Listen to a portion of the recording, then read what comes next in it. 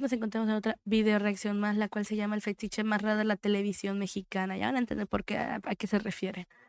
Todos los directores respectivos van al canal de Mixerables y decirles que lo pueden encontrar en la cajita de descripción para que hayan apoyado el contenido original. Como de igual manera, todas mis video reacciones las grabo en mi canal de Twitch. Me pueden encontrar en todas mis redes sociales como Saya Lingiel. Ahora sí, más empezamos.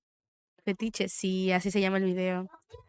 Pero es lo que habíamos hablado cuando hablamos del video de Miguel Galván, que la televisión mexicana lo que tenían eran vestir a muchos los hombres de mujeres. Y va de eso.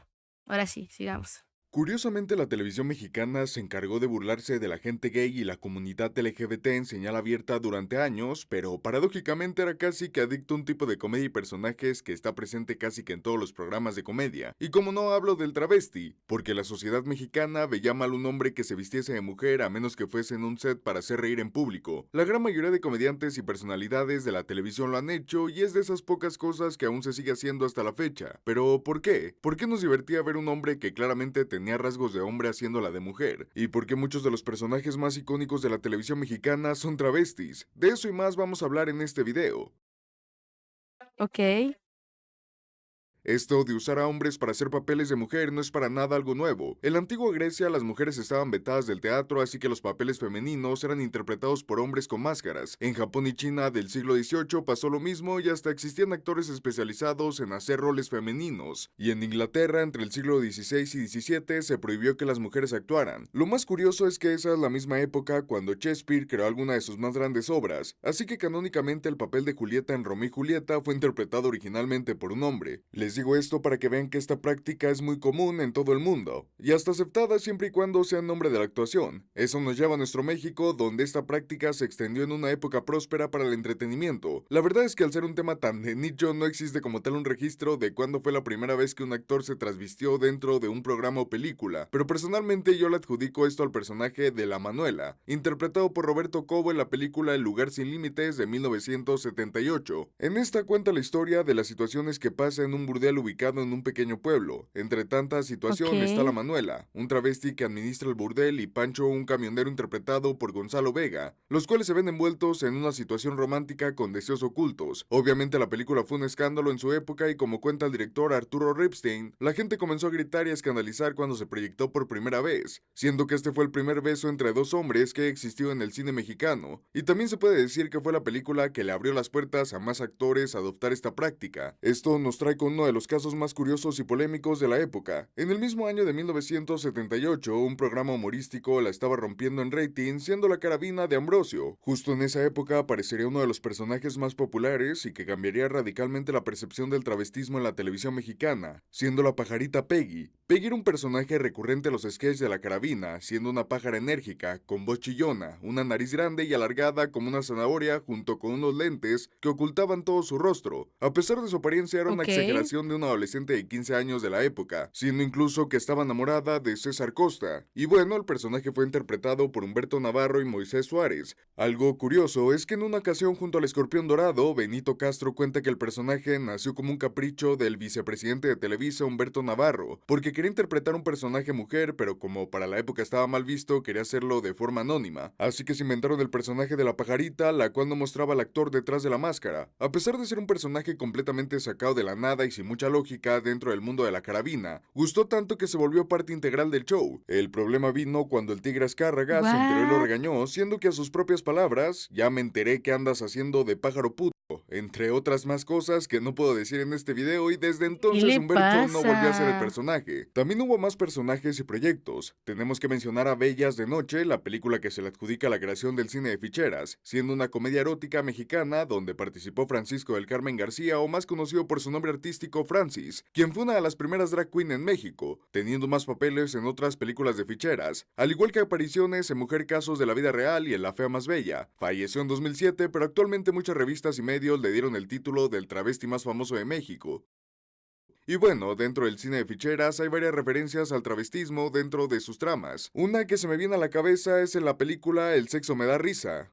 Bueno, noveno mandamiento, un hombre al año Enrique Cuenca y Eduardo Manzano también fueron dos Damn. actores que se pusieron en el papel de mujer en algunas ocasiones, esto en el programa Los Polivoces. De hecho, esta fue de las primeras ocasiones donde un actor de comedia respetado encarnó sin máscara ni pertenecer a la comunidad un personaje femenino. Estaba Doña Paz, que era una mujer de campo casada y que siempre le hacía berrinches a su marido acusándolo de que ya no la quería. La Nacha, un personaje que parodiaba a una mujer de orígenes humildes, la cual servía en una casa de ricos y todo el sketch era una parodia a las novelas de Televisa. También Eduardo era muy afín a interpretar papeles en tono de burla famosos como esta interpretación que hizo de Chelo Silva, pero sin duda el auge de este tipo de comedia vino con las chicas Yeye, un sketch donde ambos comediantes interpretaban a unas chicas populares en un club y se la pasaban bailando. El punto era que llegaban dos hombres que querían seducirlas, pero estas se comportaban de manera ruda espantándolos. A partir de los polivoces cada vez se volvió más común ver Dios que mío. específicamente comediantes se pusieran en roles femeninos para hacer reír al público, y es que el travestismo, al igual que la homosexualidad, solo era bien visto si era en nombre de la comedia. Si eran otros fines de expresar crítica social o aventurarse en historias que tuviesen algo que ver con la comunidad LGBT, era aborrecido por la sociedad mexicana, como el caso de la película El lugar sin límites. Así que era algo no aceptado, pero sí tolerable, siempre y cuando fuese para reírse. A pesar de lo común que pudiese llegar a ser, la Ok. verdad es que este recurso vio su segundo renacer en la época de los 90s, esto de la mano de Eugenio Derbez. Claro que podemos decir que los polivoces eran populares, que todos los personajes que mencioné fueron famosos en su época, pero tenemos que admitir que lo que hizo Eugenio en Televisa fue algo pocas veces visto en la TV abierta. Programas como De vez en cuando o XH Derbez fueron una bomba en cuestión de audiencias. En parte se debe a que para esta época el tener una televisión era más accesible que hace años, y el hecho de ver que la TV se había convertido no en un entretenimiento, sino que casi en un ritual para la mayoría de la población. Así que si bien existían estos personajes, Derbez fue quien le mostró a toda una generación de nuevos y amplios televidentes de que un hombre podía hacérselas de mujer, siempre y cuando fuese comedia, siendo Nancy Uyuyuy uno de los personajes más recurrentes. Se trataba de una mujer refinada que ocasionalmente tenía un perro de peluche alrededor del cuello. Sus sketches se trataban de ella dando consejos amorosos al público, pero después salió el personaje de Julio Esteban, así que se transformó a literatura. Y es que una de las características del personaje es que cada que mencionaba su nombre abría las piernas, y esto era censurado frente a la cámara. Era de Ay, esos pocos no. personajes que querían parecer provocativos, pero no le funcionaba porque tenía la cara de Derbez. Pero sin duda una de las apariciones más recordadas por el público fue Blancanieves, una parodia al cuento de Blancanieves clásico donde Derbez la hacía de protagonista. Creo que ya se van dando cuenta por qué este personaje destacaba tanto, y es que no sé si eran los pechos falsos o que a la gente en verdad le despertaba algo Derbez vestido así. Pero si preguntas por el sketch, se trata de uno de los más populares, pero sobre todo recordados de vez en cuando. También tengo que admitir que fue uno de los pocos que se promocionaba como un especial en dos partes, y podría mencionar aquella vez que se vistió como Federica en el episodio del concurso de belleza en la familia Peluche. A partir de esta época el travestismo fue en ascendencia, ya que era una época diferente, más abierta en cuestión de lo que se podía mostrar o no en televisión. En la vida real era otra cosa porque aún se sentía una gran discriminación en la sociedad, pero para esto era. El Tigre Azcárraga ya había fallecido, un hombre con una misión clara de lo que quería hacer para Televisa, pero también con creencias que le impedían hacer estas prácticas, algo común en su canal. Pero una vez que llegó Gina Azcárraga, la administración cambió. Había una mayor libertad creativa en cuestión al tono y personajes que podían hacer los productores, y el vestirse de mujer para el entretenimiento ya no tenía ningún estigma, algo que aprovechó muy bien programas como La Hora Pico, siendo que tanto Miguel Galván como Adrián Uribe no tenían De ningún verdad. reparo en interpretar estos True. papeles. Uno de los sketches que se aprovechaba mucho de esto era Celostina, una mujer normal que cada que le entraba una crisis de celos por su pareja se transformaba y cambiaba de cuerpo al de Adrián Uribe. Lo gracioso es que los celos mayormente eran provocados por mujeres interpretadas por Miguel Galván. También estaba Zona Muerta, una mesa de debate donde en una ocasión parodiaron a varios presentadores de la TV mexicana y Miguel interpretaba a Carmen Salinas, mientras que irónicamente Adrián era Francis. Están personajes como Berito, que parodiaba a Verónica Gallardo, y tantas veces que se vistieron de mujer en algún sketch que no las puedo contar todas. Uno que personalmente me da mucha risa por lo bien que le queda es Doña Márgara. La forma en cómo dice sus vulgaridades y vende comida es única. Creo que el toque sin duda se lo da a Lalo España, que genuinamente yo pensaba que eran actores diferentes, pero no. Otro que aprovechó muy bien esta nueva época fue Omar Chaparro. Si bien Omar nunca llegó a ser un comediante de personajes del calibre de Derbez, sí fue muy popular por esto mismo, y entre algunos de sus aportes al tema Ok. está la Yuyis Montenegro, una morra fresa insoportable que su padre es ultra mega rico. Nunca lo vi. Siempre hacía comentarios despectivos y con un aire de superioridad como el clásico estereotipo fresa. Pero también está la licenciada Pamela Juanjo, una licenciada Uy, prepotente que Pamela, lanzaba sí, comentarios God. sarcásticos. También era usual que le tiraba la onda a algunos actores con los que trabajaba en tono de comedia. De hecho, se volvió muy popular gracias a que Omar Chaparro formaba parte de Sabadazo y obviamente supuestamente la licenciada Pamela iba a tener apariciones. Fue popular en su tiempo, tanto que llegó a inspirar el personaje de Pamela Chup, una parodia mucho más grosera y pícara en redes sociales.